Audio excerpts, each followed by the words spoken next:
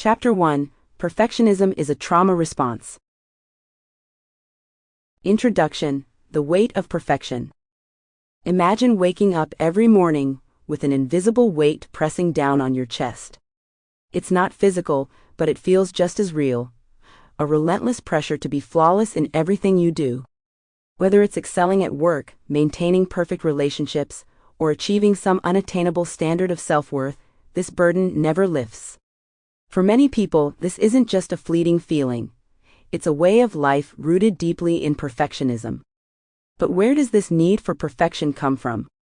Why does it feel so ingrained, almost instinctual? In this chapter, we'll explore the psychological roots of perfectionism and uncover why it often stems from trauma or high-pressure environments. By understanding its origins, you can begin to see perfectionism not as a character flaw or moral failing, but as a coping mechanism, one that may have once served a purpose but now holds you back.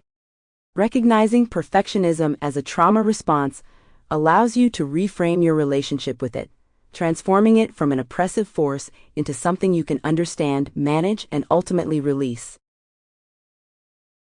What is perfectionism? At first glance, perfectionism might seem like a noble pursuit. After all, striving for excellence sounds admirable, doesn't it? Who wouldn't want to aim for the best version of themselves? However, there's a crucial distinction between healthy ambition and toxic perfectionism. Healthy ambition involves setting realistic goals, celebrating progress, and accepting imperfections along the way. Toxic perfectionism, on the other hand, demands absolute flawlessness, no matter the cost. Toxic perfectionists live in a constant state of dissatisfaction. No matter how much they achieve, it's never enough.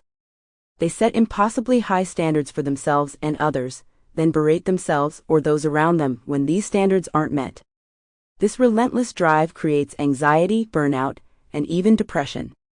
Yet despite the toll it takes, many perfectionists cling to their behaviors because they believe letting go would mean failure, or worse, being unworthy. But what if I told you that perfectionism isn't about strength or discipline? What if it's actually a survival strategy born out of pain? The roots of perfectionism, a coping mechanism for trauma.